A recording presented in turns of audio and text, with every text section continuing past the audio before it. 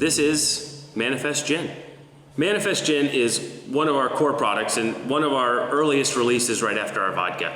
It was one that we were all quite excited about. Myself and many of us here are self-proclaimed gin heads, so it's a recipe that we spent well over a year perfecting.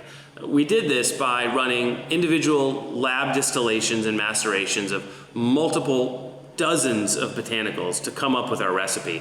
You know, gin has a very interesting global history, and it's come quite a long way since the gin your grandmother used to drink. The contemporary gins of today are wildly expressive, and our gin is just that. We wanted a gin that was bold, cocktail forward. We put this in the bottle at 90 proof so it can stand up in a cocktail. And that was important to us because many gins get lost in the things that they're typically mixed with. It's also really easy to overcomplicate things with the amount of botanicals that are out there at your disposal.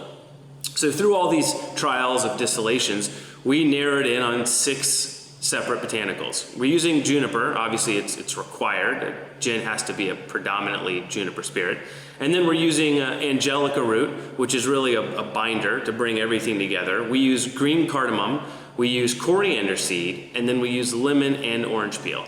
Now this is an organic product, meaning all of those things I just listed are organic, in addition to the neutral that's behind it.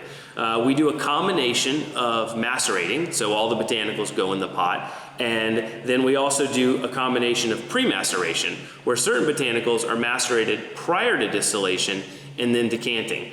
And that just affects the flavor profile depending on the botanical that we use. We're terribly proud of this. As you can see, this is batch 24, so we've made quite a few batches of this product. Incredibly cocktail friendly, bottled at 90 proof, so it stands up in your drink. Wow, that's a big gin.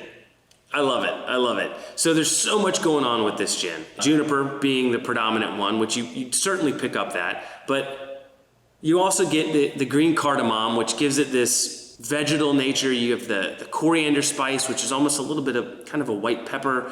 You got those citrus peels in there, which makes it bright, makes it zippy. And then the angelica root just kind of ties it all together.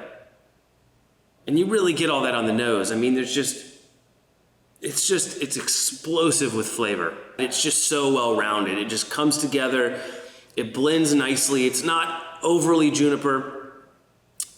It's smooth, it's big, it's powerful, it belongs in a cocktail. This is where it's at.